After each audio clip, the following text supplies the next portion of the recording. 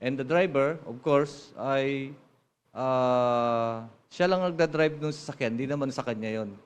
So, supposed to be, yung persons of interest, so lahat naman na iimbestigahan, including the driver and others who may have information to the incident.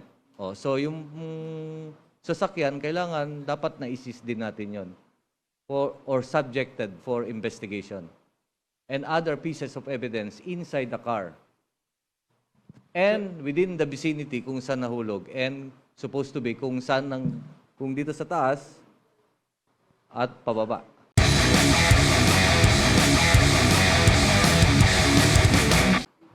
At 3:00 p.m., a certain Maria Catalina E. Cabral, former USEC of the DPWH, asked to be dropped off by her driver along Camp 5 in Cannon Road. The driver followed the instructions and left her there. Later at 5 o'clock, he went back to the hotel looking if she went back by herself. Not finding her, he reported the matter to the police. Upon reporting, at around 8 p.m., her body was found in the bottom of a ravine, approximately 20 to 23 meters high. Was her from the point from the direct vertical descent that she was found. She was found unconscious and unresponsive, and was declared dead on arrival when she arrived in the hospital. We would like to reiterate: number one, she is still undergoing autopsy and a DNA test to make sure that it's really her. Baka budol-budol to di ba? So naninigurado lang tayo na siya talaga yan. We offer our condolences to the family. This loss must be very great to them, and at the time of death, it's nothing to make fun of. However, let me be clear. Ang pagkamatay ng isang tao ay hindi ibig sabihin titigil ang gulong ng hustisya. Hahabulin namin ang lahat ng nakoyaman, buhay o patay. Kung naman mayroong ebidensya, kukunin pa rin ng gobyerno ang lahat ng akbang na kailangan para maibalik sa taong Pilipino ang perang ninakaw. Kaya sa lahat ng mga akusado, mag-isip-isip kayo. Death will not protect you. Death will even bring greater shame to your family. Face up to the charges, man up to the charges, answer the charges, and have faith in the judicial system. To the Filipino people, we assure you that no one is sacred, that death or whatever act can protect you from the government recovering the stolen money of the people. We mean business. Kukunin namin, babatakin namin, ibabalik sa taong Pilipino ang lahat na ninakaw. Okay? Any questions? Sir, Sec, balikan ko na rin yung punto nyo kanina tungkol kay Yusek Cabral. Na-secure na po ba yung mga belongings niya, mga cellphone? Yes, ano doon na. The cell phone will be analyzed later. We're asking it from the family kasi kinuha nila. So we're gonna ask it later. We're also gonna have to ask access to the computers or laptops of Yusek Cabral. But that will have to be subject to a subpoena by the Sandigan Bayan or by the Ombudsman or the NBI in their investigation. So after na-retrieve po nung remains, na ibigay po sa pamilya yung mga... Parang ganun nangyari. Tama po ba yung protocol na It was a crime scene. So there were lapses on the part of the investigators. But we are doing everything we can now para ma-retrieve lahat ng mga materials yan. And we are now going to mandate an autopsy and a DNA test para sigurado talagang ang manner of death, kung may foul play o wala. But from initial reports, walang foul play.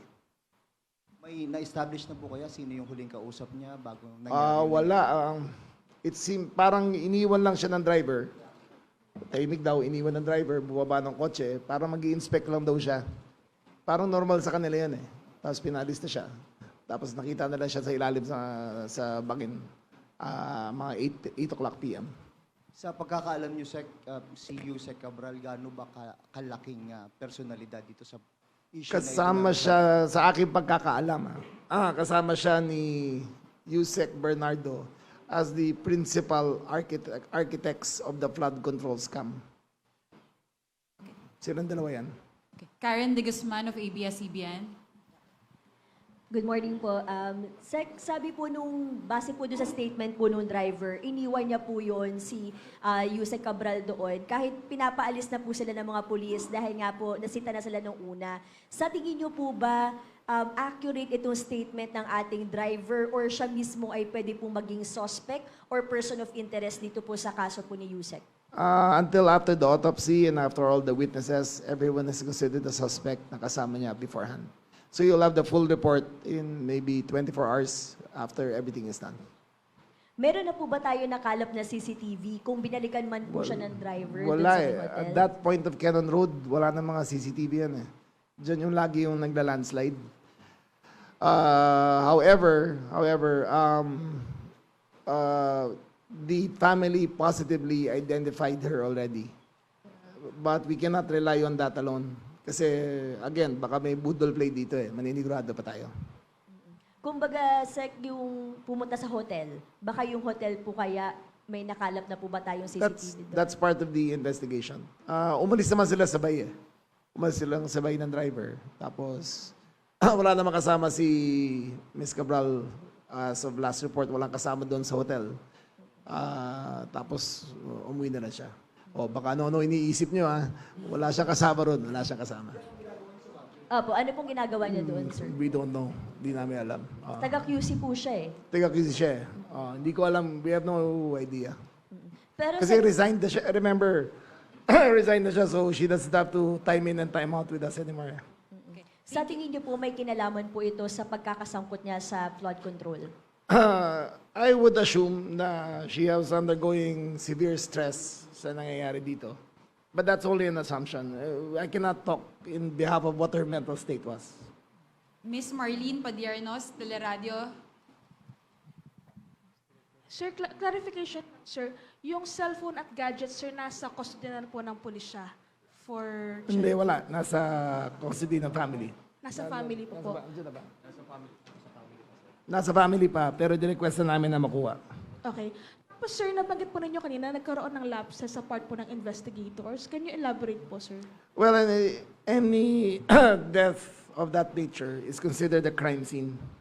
So there must be extensive investigation first before any and all information is released. However, tinurnover kagad sa pamilya yung katawan. There is a mandatory holding period na para makita ang lahat and there were lapses in that sa nangyari. Thank you po. Okay. Mon Gualvez of TV5. Sir, good morning. Clarification lang din. Yung victim identification, hindi pa ba enough po yun with the family? Hindi. Baka budol play eh, di ba? Baka ibang katawang ginamit, sabi ng pamilya, sila na yon. Pero baka tumakas sa ibang lugar. Di ba? Marami kasi nagbe-fake ng death certificate eh. So, naninigurado lang kami na siya talaga yan. Are there any statements na ho from the driver kung bakit sila nagpunta sa Cannon Road specifically? Wala. in that area? Sabi niya lang, bumaba siya nung nagpababa sa kotse, iwan mo muna ako dito. And then, ayun, nawala na siya. Sir, baka may mga initial investigation na rin kung prior this day or yesterday, meron bang mga natanggap na threats si Yusek Cabral, Wala former naman. Yusek? There are no indications of such. Wala rin sinabi yung pamilya. Hello po. So this is about Yusek Cabral po. Sir, so we know it's an unfortunate event because she was a key Yes. witness who supposedly knows all the proponents of anomalous projects in the past 3 years. So sir, how can we ensure na lahat ng iba pang possible witness in this flood control scandal are encouraged to go to authorities, divulge what they know, and rather than avoid the investigation through whatever means possible? Like, are we also tracking the possibility of them being threatened by bigger fishes po? Of course, that's all supposition. No? But what we are doing is that no matter what you do, the law will go after you. So, in life or in death, the wheels of justice will turn. So, kahit anong gawin nila, tumakas sila, hahabulin pa rin sila. Okay, thank you. Okay. Mr. Juan Antonio of IBC. Okay. Miss Edniel Parosa of DZRH. Mr. Edniel. Check. Gaano ka-importante or ano yung naging epekto nung pagkawala ni Yusek Cabral doon sa ongoing probe ng Ombudsman? I understand may mga legal processes na rin siya dapat kaharapin, investigation sa ICI. Yes. Ano nawala, sir? At saka anong assurance, sir, na may steps pa tayo? Binanggit mo kanina no, na ongoing yung gagawin natin to... Ongoing yan. The Ombudsman and the DOJ are actively pursuing all leads and all players in this flood corruption scandal. So far, she has been tagged as one of the suspects dito. The suspect was one of the masterminds in the flood control scandal. As USEC for planning, siya nagsasabi kasi kung ano ang kailangan gawin. Siya nag-a-approve. So, siya ang naglagay kung saan pwede maglagay ang pera. Siya nagsasabi kung sino ang ang approved projects. So, kasama siya ni Yusek Bernardo sa nag-a-approve ng lahat niyan. Sir, for context lang, kapag may deceased na suspect or someone, yung mga investigasyon na kinasasangkutan niya, ano mangyayari doon? Tuloy pa rin. Tuloy pa rin yun. Tuloy pa rin yun. May money trail at evidence trail pa rin nahabulin eh. Titignan pa rin yung assets niya, kung nagmamatch yung assets sa income. Titignan yung cash flow. Tignan na ng link kung saan dumaan ang pera, kung magkano dumaan sa kanya. At doon ang magiging subject ng civil forfeiture ng gobyerno sa kanya. So tuloy, sir, yung pagbawi natin ng assets. Tuloy ang pagbawi ng assets. If proven guilty, again, may due process tayong titignan. So, iimbestigahan pa rin yun. And if now that she's not around to defend herself, maybe her family will defend her assets. Thank you, sir. Ms. Naomi Almohano of A2Z. You're good. Jairo Boledo of Rappler. Okay na. Hello, sir. Morning po. Sir, doon sa, I understand na hindi pa kilala yung, may na, ano na po, na-establish na mga taong kinausap niya or pinuntahan niya sa Wala pa. apart Wala from pa. the guy. It's been too soon. It's barely been 14 hours. So, ini-establish pa namin yung mga CCTVs ng hotel kung may pumasok o wala. But for as far as we know, according to the driver, wala siya kasama doon sa hotel. Sir, based on the investigation so far, discussion with the family members, suicidal daw po ba si Secretary? There were no signs. Wala kang alam na ganyan.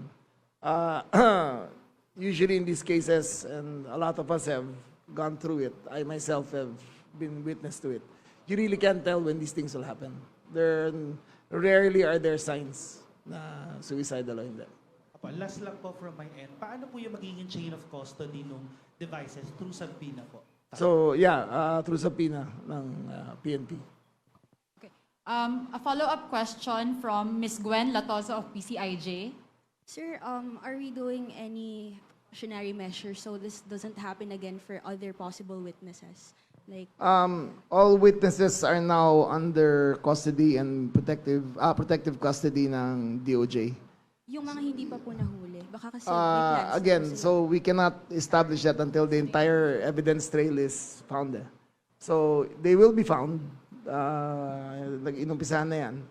But you're talking about the DPWH having 42,000 projects?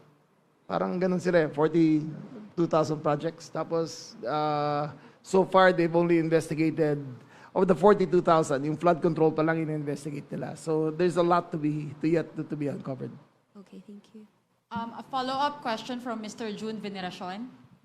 Question for General Tates. Sir, kanina sinabi ni Sec. John Vic Rimulya na obviously karoon ng lapses doon sa pagpreserba ng crime scene. Obviously, nawala nga po yung mga cellphone na punta sa pamilya. What happens now to those who drop the ball? Okay. Again, continuously nag-iimbestiga tayo. Of course, we don't like stones left unturned, no? So, kailangan natin makuha lahat ng angulo. Good for the family such that to dispel, cover up, whitewash, or whatsoever. And we could have a intellectual and or proper assessment to the cause of the death of Miss Cabral, no? Is there something or someone that nagtulak sa kanya para gawin yon? Either tinulak siya or yung sarili niya na mismo ang sabi na gawin niya yon. Okay? So, lahat po kailangan ma-answer. Katulad niyan, marami kayong speculations right now. We would like to answer that. And we would like to inform the family kung ano yung tunay na nangyari. Ano ang nakikita natin ngayon? Of course, sabi nyo, we would like to have an autopsy. We would like to have a DNA. Of course, with finality, makita natin through science ay siya mismo ang Miss Cabral.